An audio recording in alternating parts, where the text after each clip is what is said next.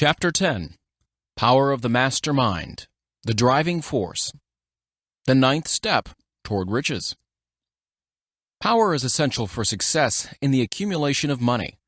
Plans are inert and useless without sufficient power to translate them into action. This chapter will describe the method by which an individual may attain and apply power. Power may be defined as organized and intelligently directed knowledge.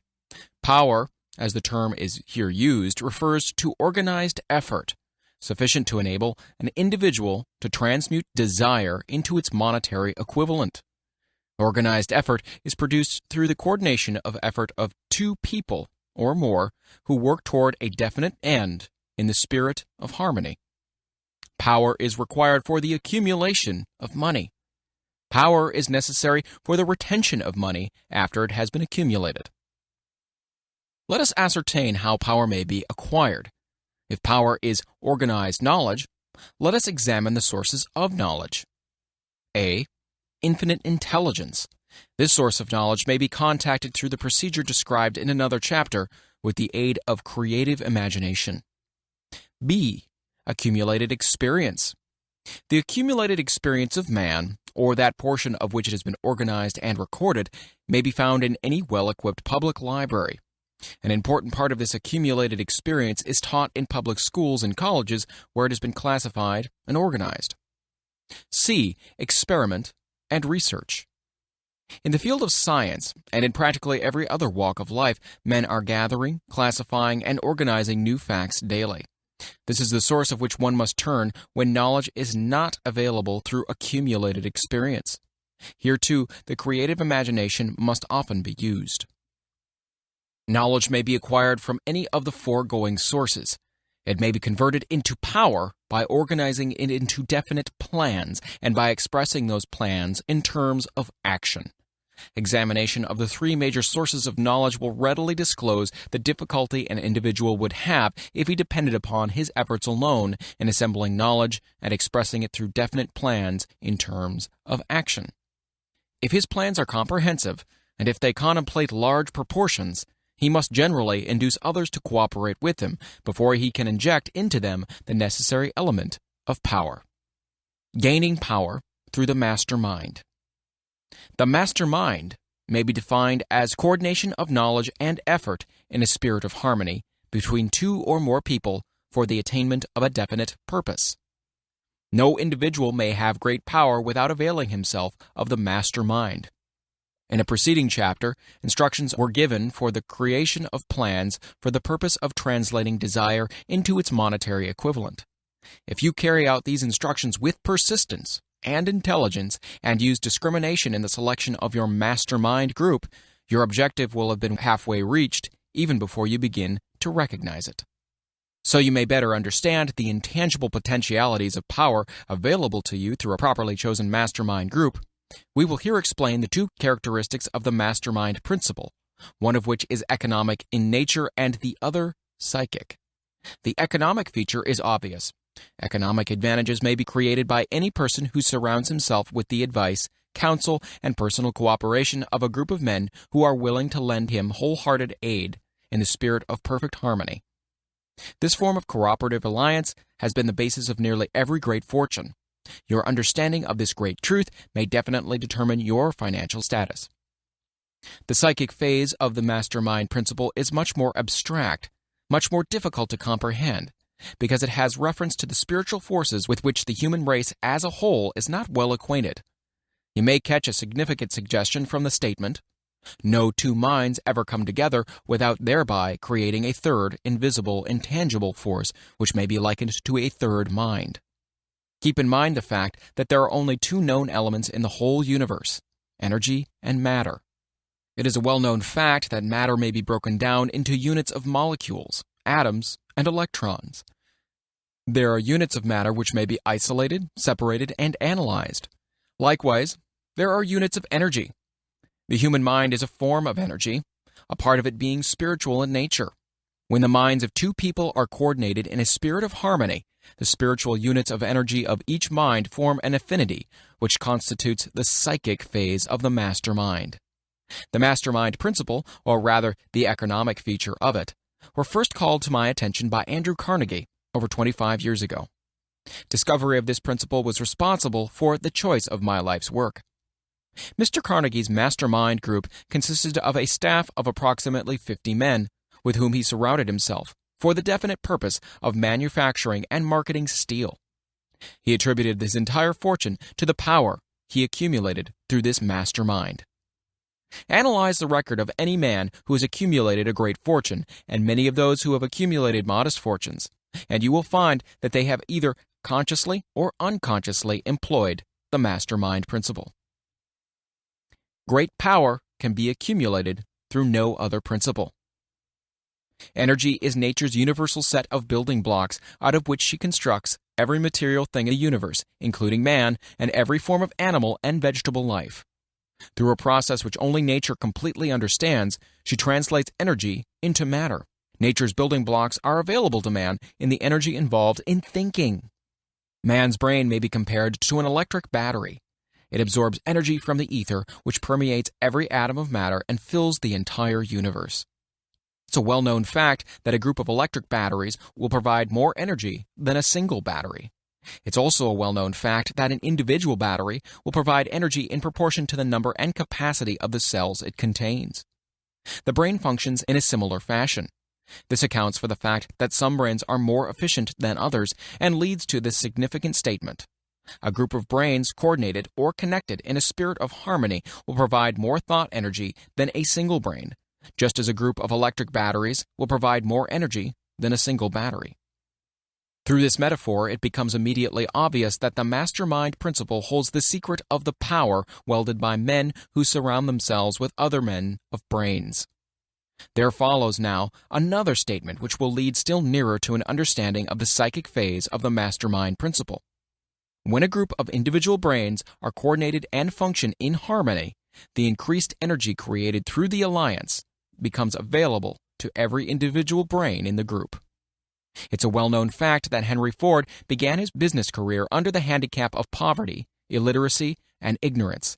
It is an equally well-known fact that within the inconceivably short period of 10 years, Mr. Ford mastered these three handicaps, and that within 25 years he made himself one of the richest men in America.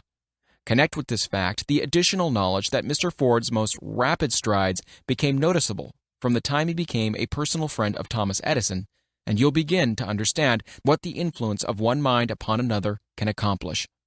Go a step further and consider the fact that Mr. Ford's most outstanding achievements began from the time that he formed the acquaintances of Harvey Firestone, John Burroughs, and Luther Burbank, each a man of great brain capacity.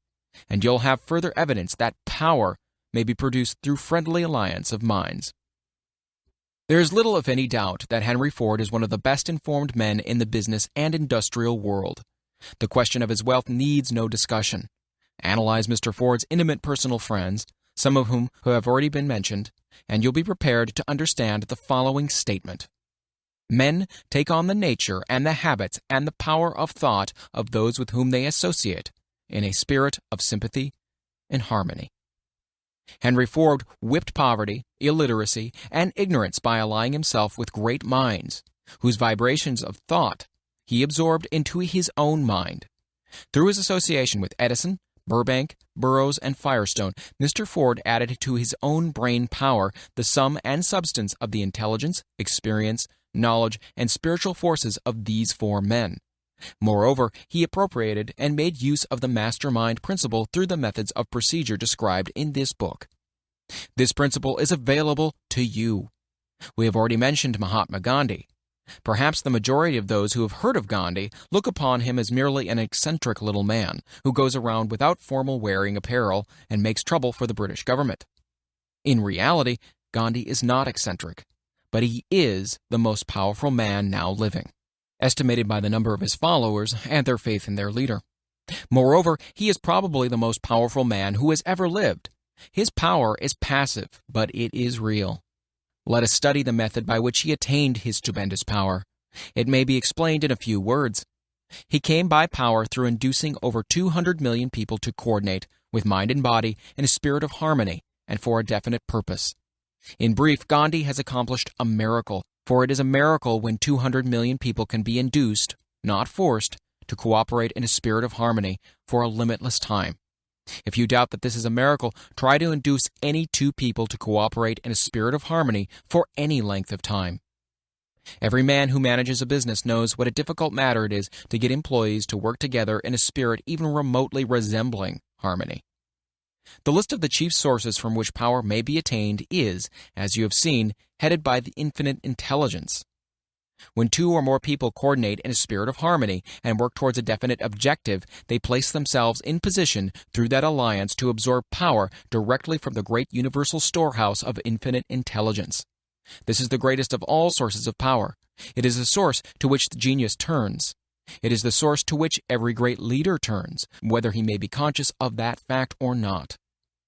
The other two major sources from which the knowledge necessary for the accumulation of power may be obtained are no more reliable than the five senses of man. The senses are not always reliable. Infinite intelligence does not err. In subsequent chapters, the methods by which infinite intelligence may be most readily contacted will be adequately described. This is not a course on religion. No fundamental principle described in this book should be interpreted as being intended to interfere either directly or indirectly with any man's religious habits. This book has been confined exclusively to instructing the reader how to transmute the definite purpose of desire for money into its monetary equivalent. Read, think, and meditate as you read. Soon, the entire subject will unfold, and you will see it in perspective. You are now seeing the detail of the individual chapters. Money is as shy and elusive as the old-time maiden. It must be wooed and won by methods not unlike those used by a determined lover in pursuit of the girl of his choice. And coincidental as it is, the power used in the wooing of money is not greatly different from that used in wooing a maiden. That power, when successfully used in the pursuit of money, must be mixed with faith. It must be mixed with desire. It must be mixed with persistence. It must be applied through a plan, and that plan must be set into action. When money comes in quantities known as the big money, it flows to the one who accumulates it as easily as water flows downhill. There exists a great unseen stream of power, which may be compared to a river, except that one side flows in one direction, carrying all who get into that side of the stream onward and upward to wealth, and the other side flows in the opposite direction, carrying all who are unfortunate enough to get into it, and not able to extricate themselves from it, downward, to misery and poverty. Every man who has accumulated a great fortune has recognized the existence of this stream of life. It consists of one's thinking process. The positive emotions of thought form the side of the stream which carries one to fortune. The negative emotions form the side which carries one down to poverty. This carries a thought of stupendous importance to the person who is following this book with the object of accumulating a fortune. If you are on the side of the stream of power which leads to poverty, this may serve as an oar by which you may propel yourself over into the other side of the stream. It can serve you only through application and use. Merely reading and passing judgment on it, either one way or another, will in no way benefit you. Some people undergo the experience of alternating between the positive and negative sides of the stream, being at times on the positive side and at times on the negative side. The Wall Street crash of '29 swept millions of people from the positive to the negative side of the stream. These millions are struggling, some of them in desperation and fear, to get back to the positive side of the stream. This book was written especially for these millions. Poverty and riches often change places. The crash taught the world this truth, although the world will not long remember the lesson. Poverty may, and generally does, voluntarily take the place of riches.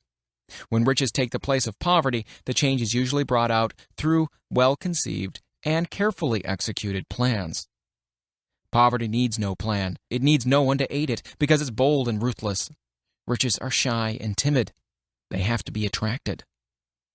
Anybody can wish for riches, and most people do, but only a few know that a definite plan plus a burning desire for wealth are the only dependable means of accumulating wealth.